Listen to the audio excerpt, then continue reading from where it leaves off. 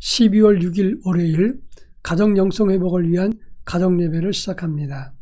다 같이 주님 가르치신 기도합니다. 하늘에 계신 우리 아버지, 아버지의 이름을 거룩하게 하시며 아버지의 나라가 오게 하시며 아버지의 뜻이 하늘에서와 같이 땅에서도 이루어지게 하소서. 오늘 우리에게 일용할 양식을 주시고 우리가 우리에게 잘못한 사람을 용서하여 준 것 같이 우리 죄를 용서하여 주시고 우리를 시험에 빠지지 않게 하시고 악에서 구하소서. 나라와 권능과 영광이 영원히 아버지의 것입니다. 아멘. 찬송가 252장 나의 죄를 씻기는 찬송가 252장을 부릅니다.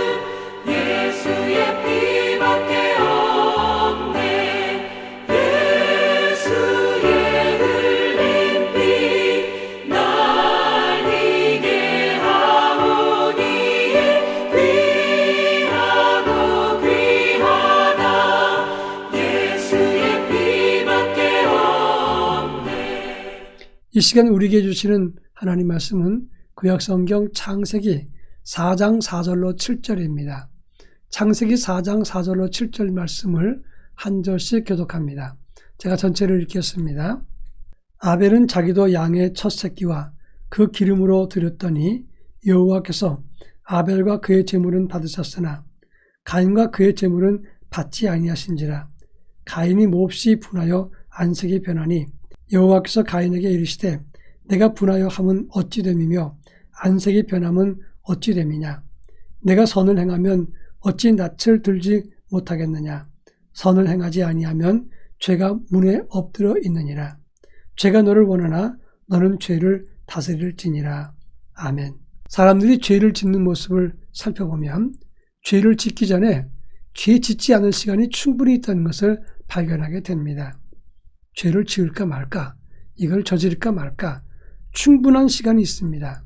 그런데 그 사람이 자기의 가치관과 인간의 됨됨이가 어느 쪽으로 쏠리는가에 따라서 죄를 짓기도 하고 안 짓고 죄를 이길 수 있기도 한다 하는 것입니다. 만약에 며칠 동안 굶어서 배가 고픕니다. 그런데 만두 가게 앞을 지나가게 되었습니다. 구수한 만두 냄새가 이 김과 함께 피어올라갔을 때 순간적으로 먹고 싶습니다. 그럴 때 육신대로 살면 일단 먹어놓고 그 다음에 나중에 배짜라 하더라도 일단 먹을 것입니다. 그런데 이러면 안 되지.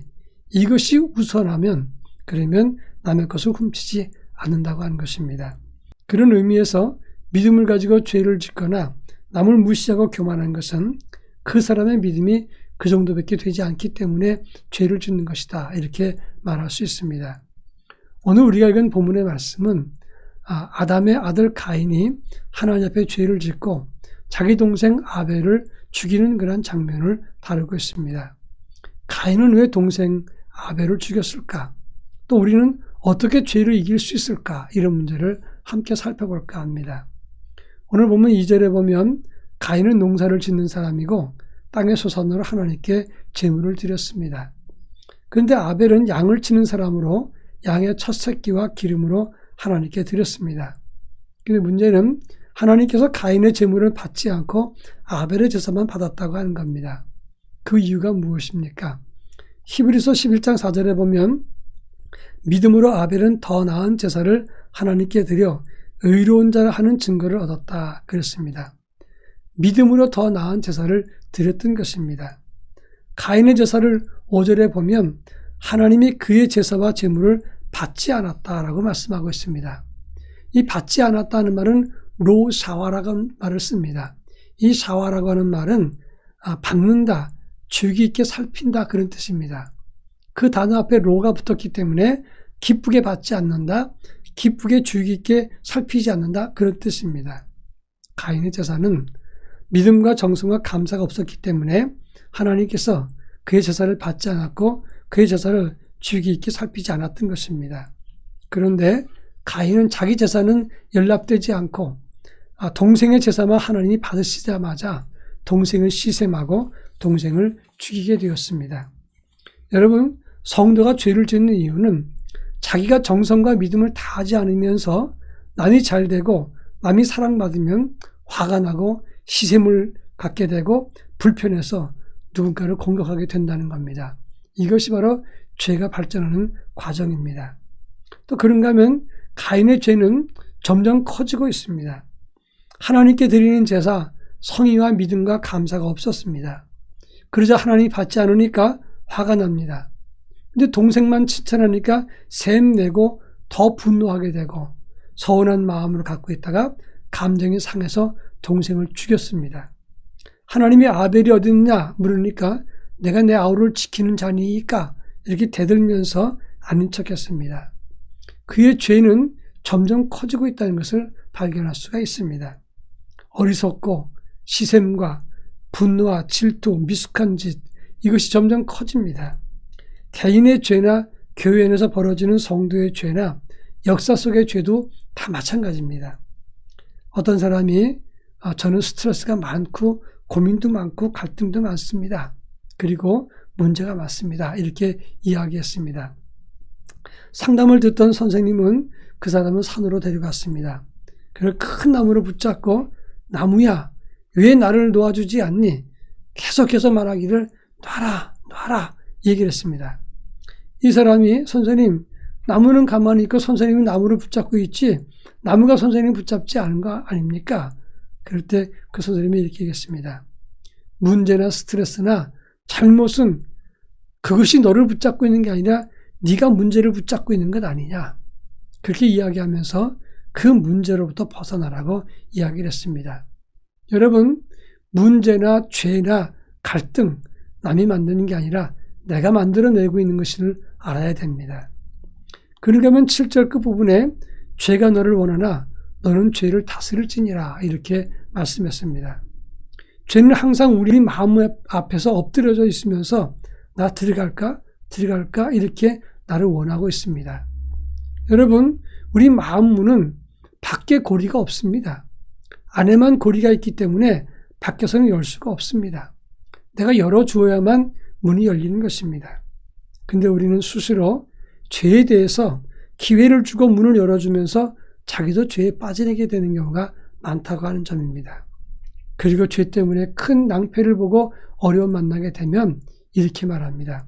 하나님, 왜 제게 이런 시련을 주십니까?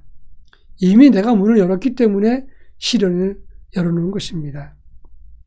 로마서 8장 13절에 보면 육신대로 살면 반드시 죽으려니와 영으로서 몸의 행실을 죽이면 살리니라고 말하고 있습니다.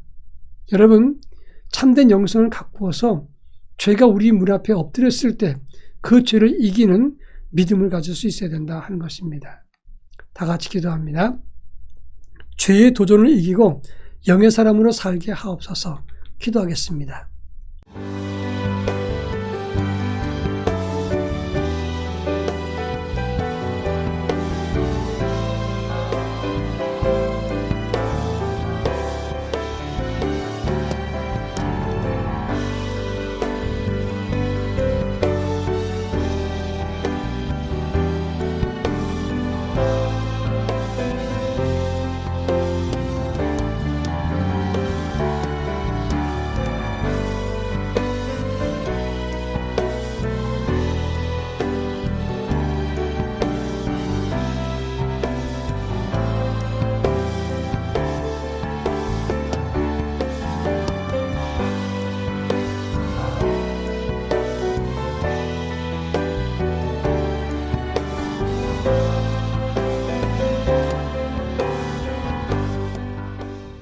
사랑 많으신 하나님 아버지, 가인이 하나님께 성실하지 않았다가 아벨의 제사를 받자 그를 미워하고 증오하고 그리고 시샘하다가 결국 그를 죽였던 것을 압니다. 오늘 우리들도 마찬가지인 줄 압니다.